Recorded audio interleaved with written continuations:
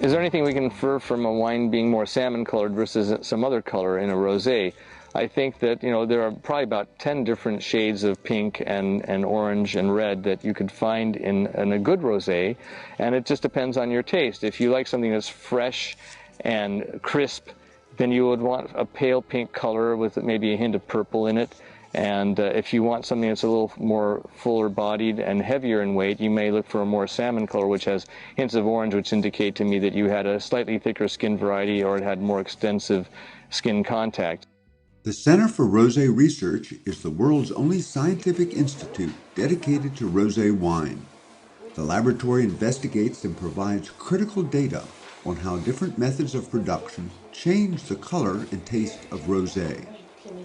As part of their research, they train up experts to recognize the different aromas of rosé wine.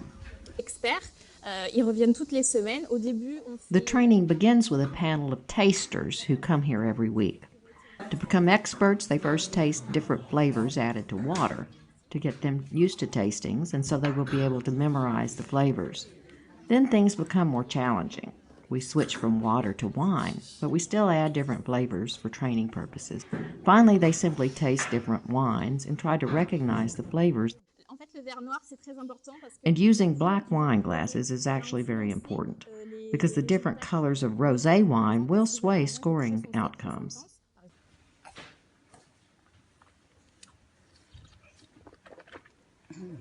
The Center for Research and Experimentation on Rosé Wine receives 1,000 bottles of rosé a year from all over the world. The scientists must determine the exact color of each sample.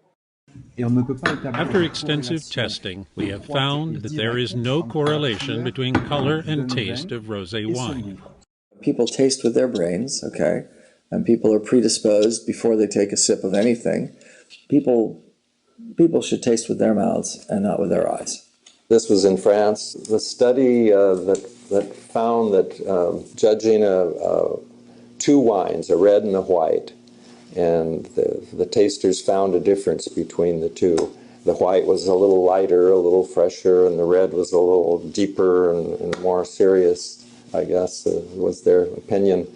And it turned out they were the same wine. They just added a little food coloring to the red. I believe it. The implication of this research, which has been replicated numerous times, is that how a wine tastes is not only determined by what is in the glass, but also by the very color of the liquid.